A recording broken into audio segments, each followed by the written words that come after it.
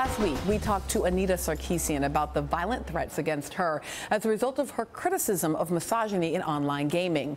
Threats made mostly, presumably, by male gamers who are rallying under an online movement generally referred to as #Gamergate. Initially, Gamergate was about claims of certain game designers and their relationships with journalists who cover the industry. But the term has since become synonymous with online assaults and threats toward women within the gaming community. The hallmark of Gamergate is its attacks on those who speak out against them. Among their most recent targets is Felicia Day, an actor on the long-running TV show Supernatural, a video game enthusiast, and the creator and star of her own fictional web series about online gaming. To quote BuzzFeed, Day is the geek of your dreams. Now, Day spoke about Gamergate for the first time this week after attempting to avoid the topic for fear she would be attacked. She wrote, quote, "I realize that letting the actions of a few hateful people influence my behavior is absolutely the worst thing I could do in life, and not an example I want to set, ever." Within minutes, she was doxxed. In other words, her personal information, including her email and physical addresses, was published in the comment section of her post, the exact thing she said she feared speaking out might cause. And Day is not alone. 40% of internet users say they have been harassed online, according to new numbers released by Pew Research this week. 40% of people online have been called offensive names, humiliated, threatened, or sexually harassed or stalked. Now, the rates and degree of abuse vary by age and gender, young women being the most likely to be severely harassed. 25% of women between 18 and 24 say they've been the target of sexual harassment. 26% they say they've been stalked. The majority of women say their online harassers are people they don't know. Here's the thing I struggle with. A woman is in much more physical danger from someone she knows, someone she's close to in the physical world, more than she is from an anonymous person online. According to the most recent comprehensive statistics compiled by the Justice Department more than a decade ago, 55% of American women have been physically assaulted or raped in their lifetimes, and 76% of adult women who've been assaulted were assaulted by an intimate partner. So, my question to my panel is, how dangerous is harassment in 140 characters? So this is the conversation I was having with my producers all week.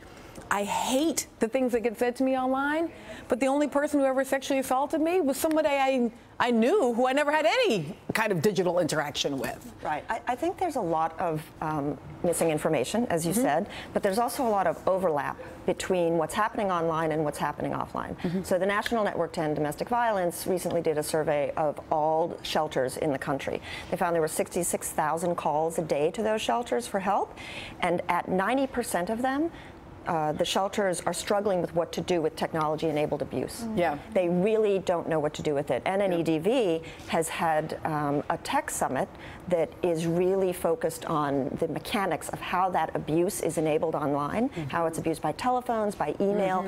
And so even in the Pew survey, you could see a break between men who are being called names and purposefully embarrassed versus women who are being stalked, physically threatened, sexually harassed, and, like many of us I think are familiar with, the harassment, which again is that broad bucket term, is sustained. So the effects on their professional lives, their effects on their emotional lives, on their free speech. Everybody's worried about a loss of speech. I mean, I have a Find My Family app on my phone so that if I'm not sure where my 13-year-old is, I can find her. But I'm thinking if I'm in a domestic violence situation, my abuser could track me to a safe house via my phone, which is a little bit different than the actual online stuff. But again, 13-year-old daughter moment here. I also am thinking about, so again, for me, the experience of sexual assault is a very physical and personal one, but also people who send unsolicited sexualized photographs to young girls, that constitutes a kind of sexual assault. Exactly, and there's a really interesting study that was done at the London School of Economics 2 years ago, actually, that really went into detail about what young girls face. And the idea that there's a choice is ludicrous, because they're getting these requests. I mean, the researchers actually talked about having to interrupt the study at certain points because these young girls, as young as 11 years old, were getting these requests from other boys. And what came out of that research— Or from grown men. Exactly. Yes, right. And what came out of that research was that these young girls feared their peers online and in this virtual world more than they did strangers, the stranger danger. And I think that's very troubling. Right. I want to come back to your point about the sort of role of men within all of this. So if we go back to Gamergate for a second, which really does seem like it has become shorthand for harassment, abuse, potential violence, given the doxing. Chris Cluey, former NFL player, we're trying to find one tweet that we could sort of put on television here, says, you know, and for the record, none of you effing #Gamergate tools tried to dox me, even after I tore you a new one, and I'm not even a tough target. But Cluey's trying to make a claim there that the response to a man who offers critique is quite different within this world. Oh, absolutely. Absolutely. I think, you know, I think men are probably more conditioned to be less worried about physical assault and obviously sexual assault. I think to go back to what you were saying earlier about even young women who experience this sort of assault, I think the biggest problem with online harassment really is that you just never know who it is. I've had personal experiences where I've known people who were trolling me, and I figured it out that it was people that I'd known since college, and I was like, why? What was the point of this?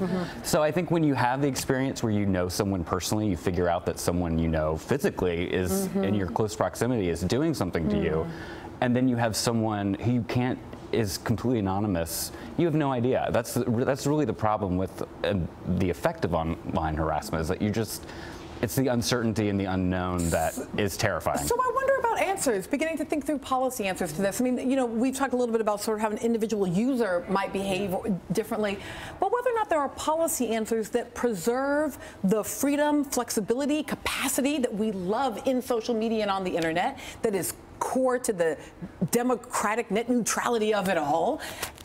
But on the other hand, create some protections for people to be able to use those free spaces. Yeah, I think that's really true, because I think about all the women of color that I know that are always completely trolled every day they live on the internet. And I think one of the things that has to happen is, first, these platforms need to realize that if they're going to continue the way they are, and I'm looking at you, Twitter, that you want these users, you want people to use this space, you need to make it a space that is going to be safe for them, so they have to manage death threats. When people threaten, because we want to be on it. We want to be on it. It really is a useful, valuable space. And here's the thing: most of the people who are on it, who have a public platform, you have an employer or somebody behind you who can help you work through some of these things if they are internet savvy. But if they are not internet savvy, if you're just a blogger who started blogging and somebody didn't like what you did, some picture of you slipped out on the internet, you don't have anybody to protect you. Most of the time, if you call law enforcement, there's nobody there because law enforcement doesn't understand it. And so I hold these platforms accountable. If you're on Snapchat and all your stuff just went out last week, or if you're on Twitter and Twitter you report, and you were telling me this, Soraya, you report somebody on Twitter for abusive behavior, and they tell the abuser that you're reporting them. Yeah, so Soraya, are there some best practices within the land of Facebook and Snapchat, and are some doing it better than others? Or worse? Yes, no, I think there are some doing it. So I think they're all at different stages of where they find themselves, right? So for about 18 months now, I've been working very closely with Facebook and recently with Twitter, and there's a coalition of organizations and individuals that deal with gendered violence, sexualization, and technology. And so Facebook, for example, responded 18 months ago to a campaign that we ran that had them confront this idea of what misogyny is, what consent looks like on a platform like that when you're using photographs, when you're using text. Twitter, on the other end of the spectrum, is just beginning to think through it. Yep. And I think that I'm not even sure they're all the way on the other end of the spectrum. I mean, I got to say, I think Yik Yak and some of the others are actually like. That's right. Twitter may fall somewhere in the middle of the spectrum as compared to some of those and so ones. that comes down a lot of it to the moderation policies, and those are not neutral ideas. Those are really informed by people's larger ideas about culture and gender and sex. Yeah, although, man, you want to talk about a job I don't want to have is to have to be moderating, because that is reading, that is just swimming in the hard stuff. Thank you to Soraya and to Tyler. And you really did help me to change my worldview on that a little bit. And thank you to Tyler. Also, thank you to Anthea, who is just a friend of Nerdland. So glad to have you back at the table. And also, thank you to Liz, but she is going to stick around a little bit. Up next, the big thing Kate Middleton did this week.